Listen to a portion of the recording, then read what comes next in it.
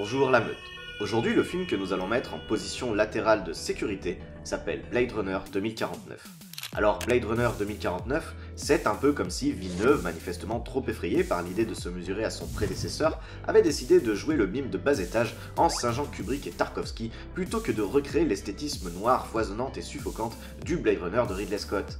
En fait, c'est exactement ça Blade Runner 2049, une métaphore métatextuelle dans laquelle le répliquant Villeneuve, en constante recherche de modèles et de sens, tente de justifier la mise en chantier d'une séquelle aussi vaine que stérile. Blade Runner 2049, c'est donc 2h43 qui en paraissent 5 et qui égrène avec la rapidité d'un vieillard arthritique un scénario à la simplicité aussi pauvre que déconcertante. Parce qu'on ne va pas se voiler la face, mais il aurait été très facile de virer une bonne heure de métrage des bobines qui composent Blade Runner 2049. Seulement, puisque dans la tête du public névrotique, durée pharaonique rime forcément avec qualité, le film prend 1001 détours, multiplie les allées et venues et confond trip somnambulique et contemplation avec ennui et aphasie. Blade Runner 2049, c'est un Ryan Gosling qui traîne sa tête de pigeon sous Tranxène et son non-jeu habituel dans des décors aussi vides et mornes que l'histoire du film. C'est un Harrison Ford qui, comme dans Le Réveil de la Force, n'en a même plus rien à foutre de sauver les meubles et qui se contente du minimum syndical afin d'encaisser son chèque. C'est une Ana de Armas rayonnante dans son rôle de potiche complètement useless qui se voit subir l'affront d'une promo effroyable, niant jusqu'à même son identité en tant que personne,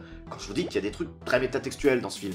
Alors, oui, effectivement, difficile de nier que Blade Runner 2049 se démarque du tout venant hollywoodien et qu'au moins il s'agit d'un film qui ressemble à son réalisateur et pas à une putain de commande sans âme orchestrée par des fils de pute en col blanc.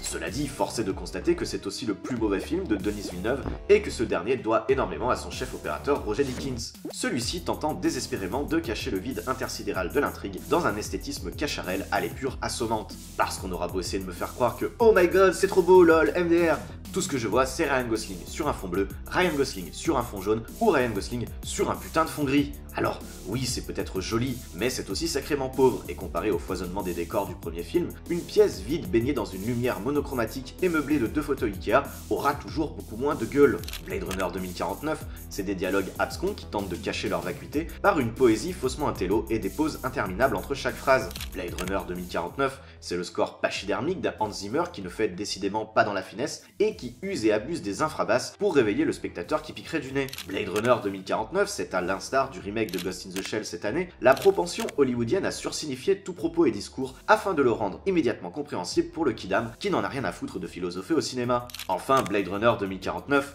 c'est surtout un film fantasme qui cristallise l'envie du public de démolir les vieilles idoles pour rebâtir des normes et des codes à l'aune des goûts d'aujourd'hui. À grands coups de chef-d'œuvre, grandiose, transcendantal ou autre adjectif dithyrambique, ce dernier balaye d'un revers de la main 35 ans de cinéma et élève cette nouvelle itération comme une œuvre phare qui marquera durablement son époque. Un constat qui m'étonne autant qu'il m'agace, car à l'heure où des séries comme Mr. Robot, Black Mirror ou Westworld explorent inlassablement de nouvelles thématiques, ce Blade Runner 2049 ne propose pas grand chose qui n'ait déjà été vu et traité 1000 milliards de fois.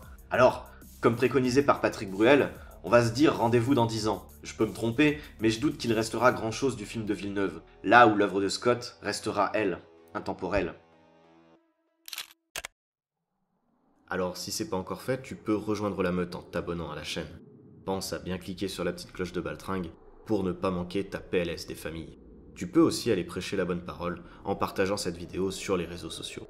D'ici qu'on se retrouve, essaye de ne pas regarder trop de merde. Ciao ciao et bye bye.